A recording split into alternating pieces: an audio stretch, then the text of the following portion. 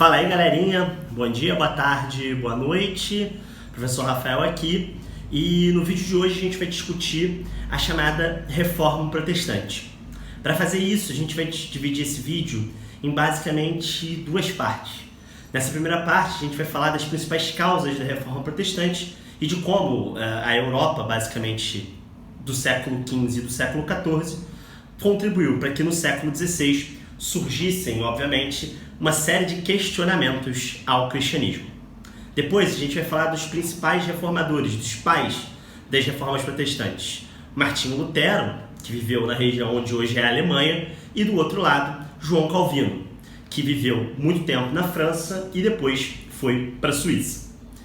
Então, para a gente pensar um pouco a importância da reforma protestante, não só para a Europa do século XVI, do século XVII, mas também para os dias de hoje, a gente tem que lembrar um pouco como é que era a Europa na Idade Média e basicamente na transição da Idade Média para a Idade Moderna. No século XVI, basicamente, uma série de processos estavam transformando o mundo europeu.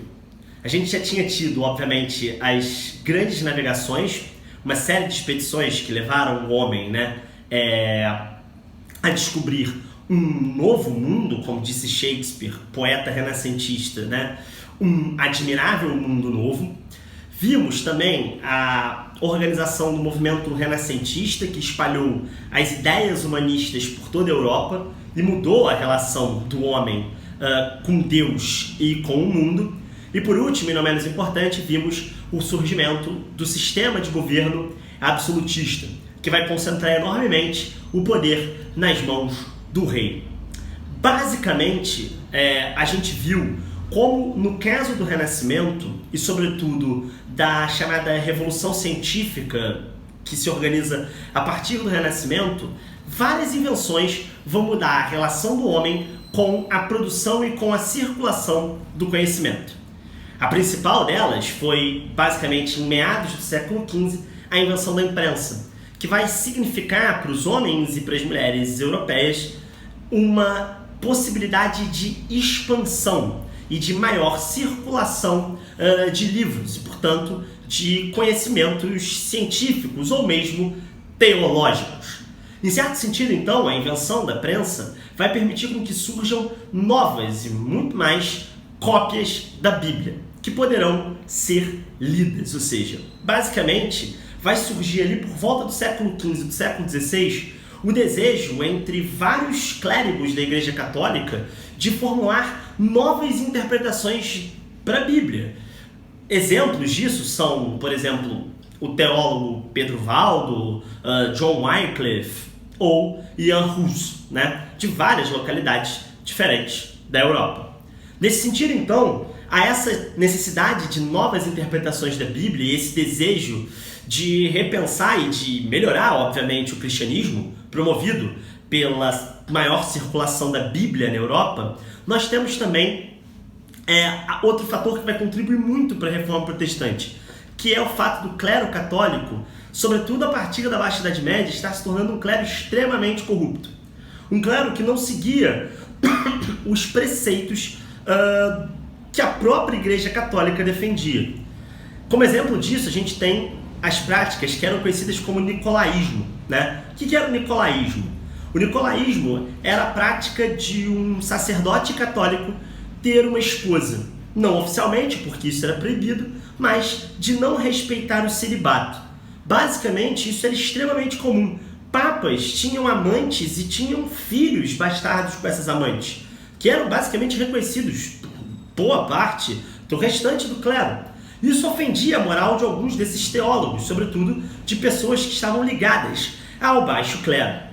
Para além disso, a gente tinha a venda das chamadas simonias, que eram objetos que eram considerados como se fossem sagrados. Por exemplo, o sujeito pegava um pedaço de uma madeira e, obviamente, dizia que aquilo era um pedaço da cruz de Cristo. Pegava um pedaço de pano e dizia que aquilo era um pedaço do Santo Sudário, que cobriu Jesus quando ele morreu, nos 3 dias que ele passou morto. Então, basicamente, as simonias, elas geravam uma grande revolta, sobretudo entre esses teólogos, que de fato, mesmo que do baixo clero, sabiam que isso era uma enganação, era uma historinha para boi dormir, ou seja, era uma mentira, né?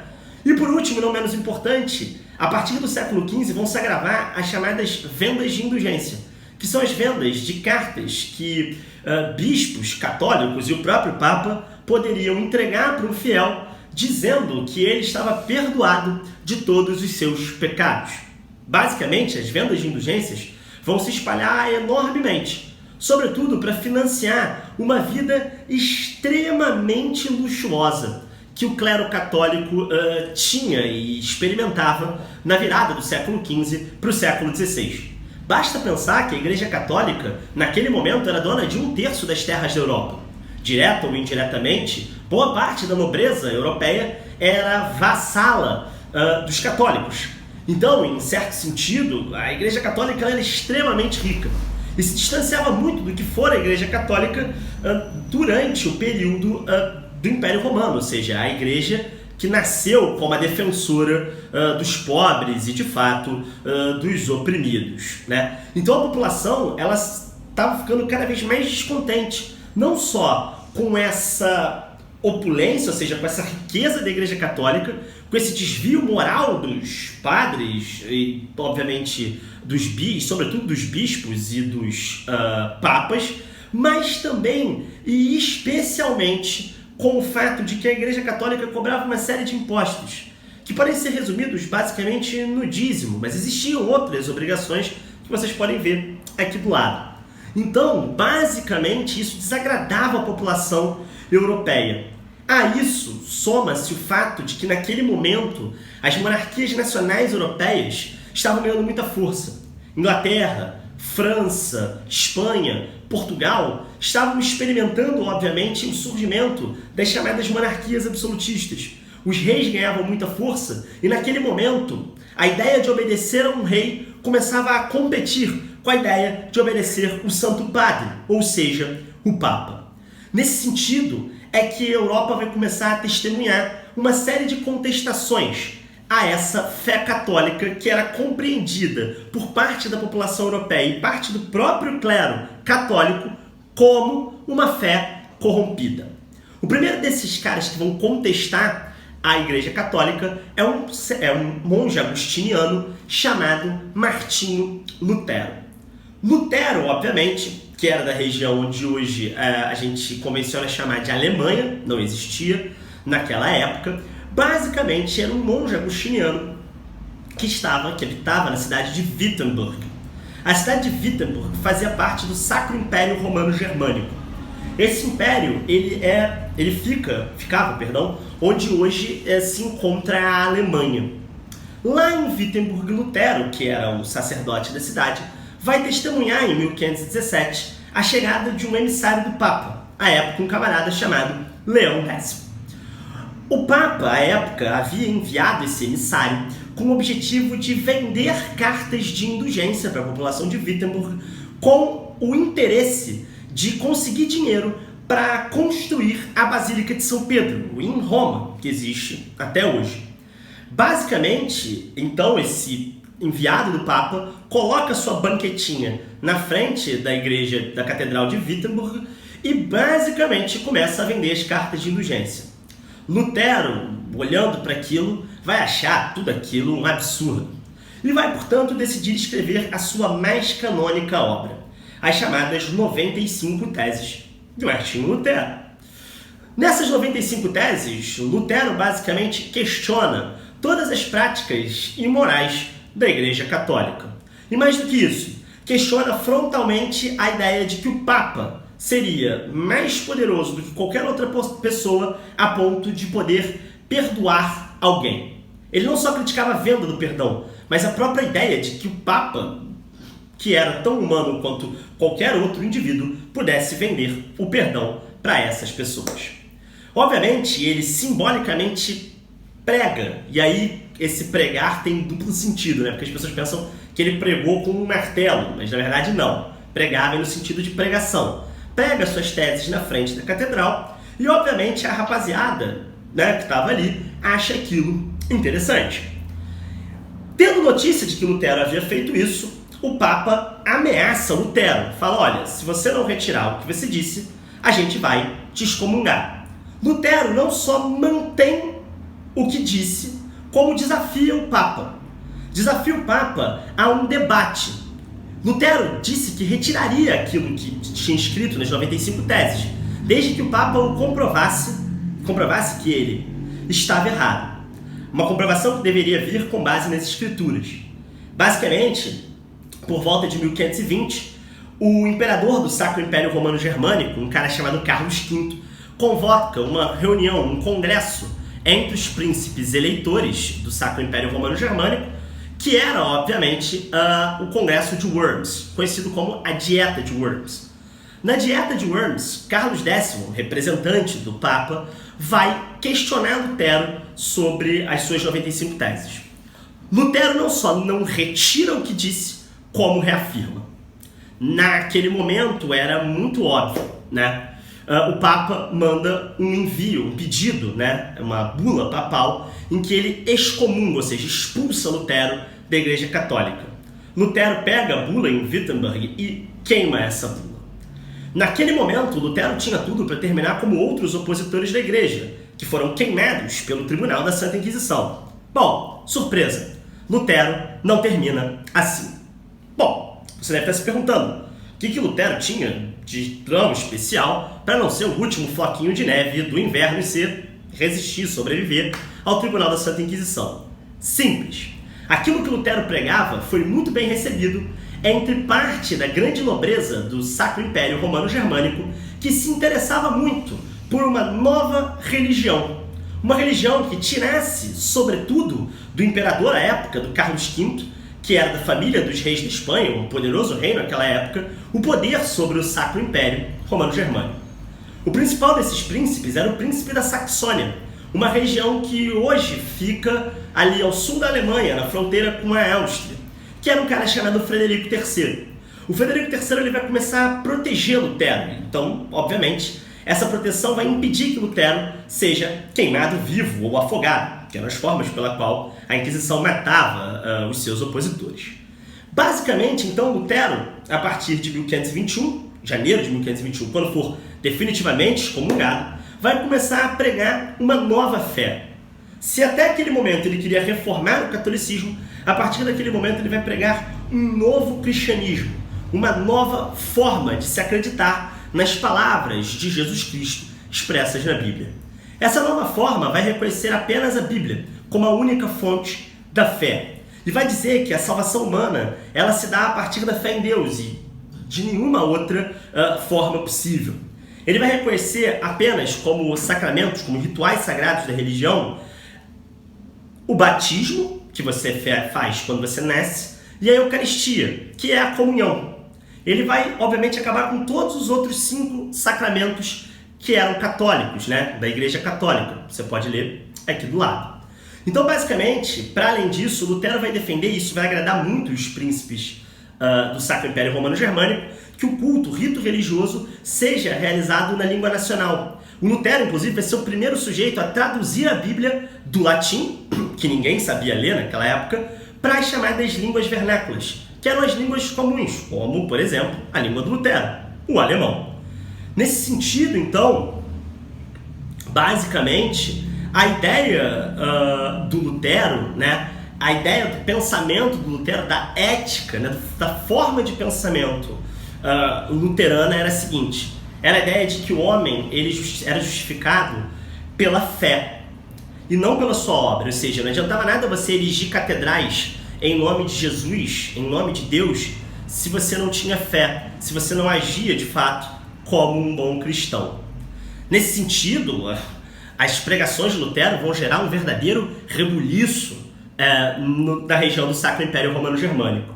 Em 1530, a gente tem o surgimento da primeira igreja luterana. Um príncipe, cujo apelido era Melanchthon, vai fazer a chamada Confissão de Augsburgo, que vai gerar a primeira igreja luterana do mundo, né? Basicamente, a partir desse momento, o Sacro Império Romano Germânico vive uma guerra civil.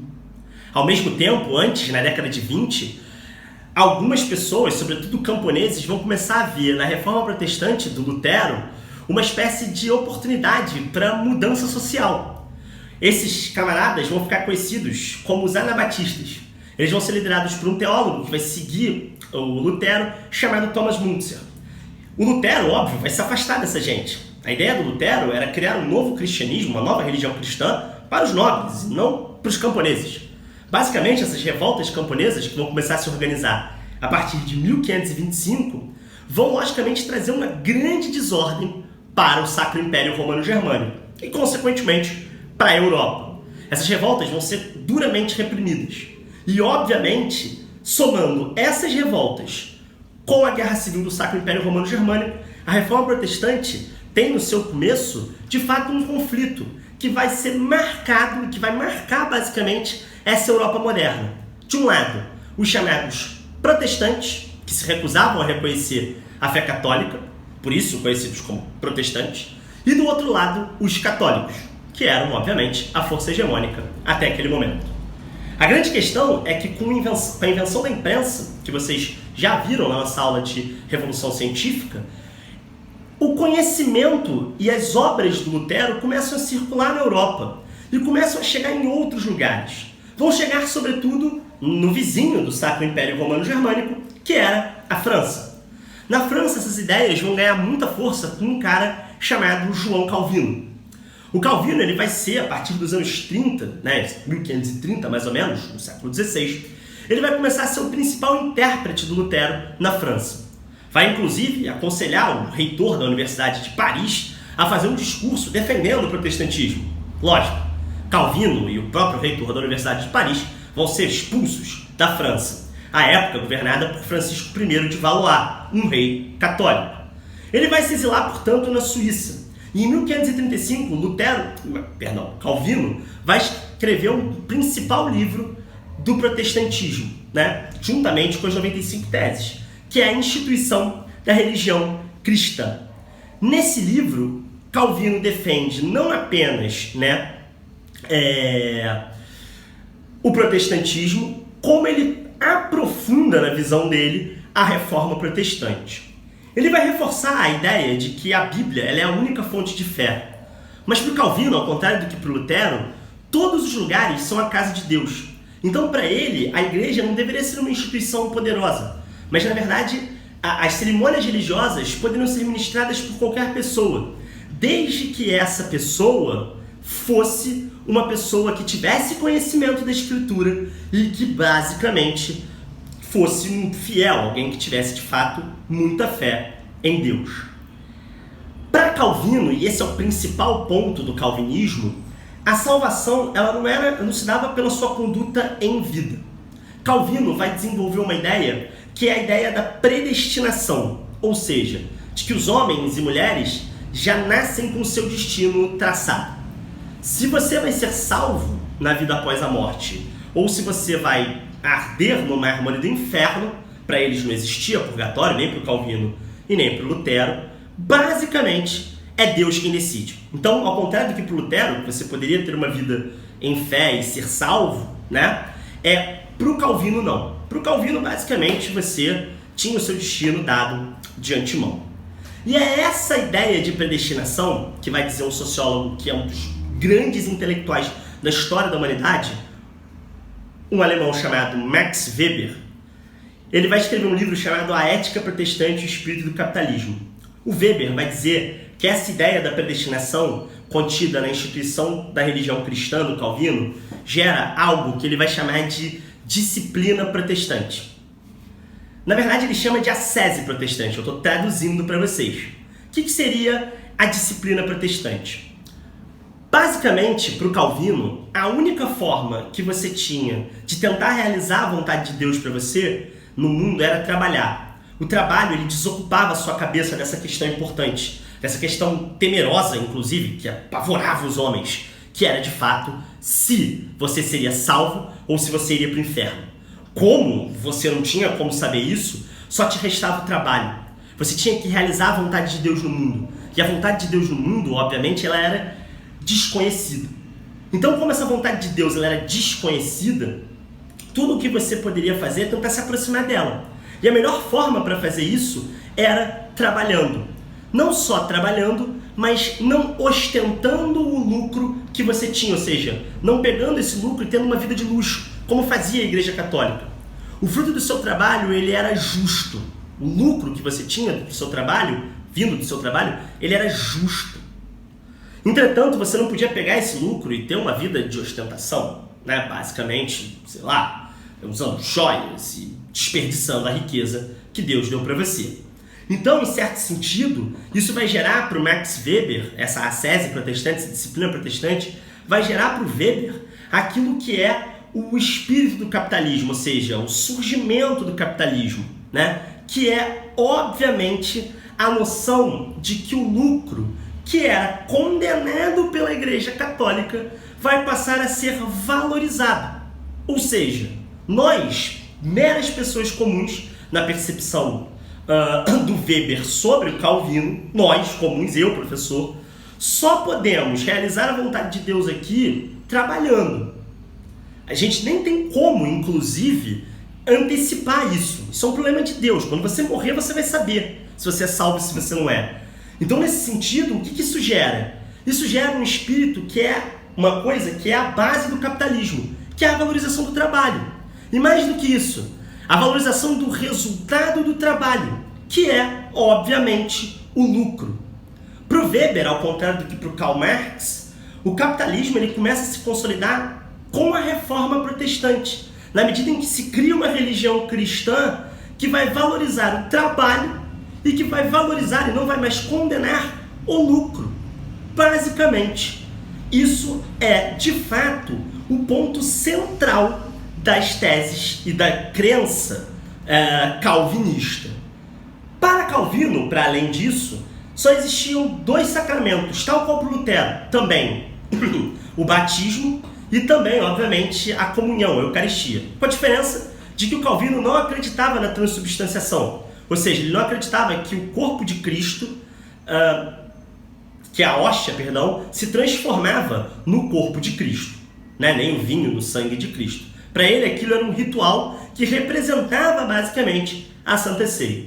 De acordo também com Lutero, Calvino acreditava de fato que o culto deveria ser na língua nacional, no caso dele, o francês, para facilitar inclusive aquilo que a gente falou há pouco, de fato, de qualquer lugar poder ser a casa de Cristo. Beleza?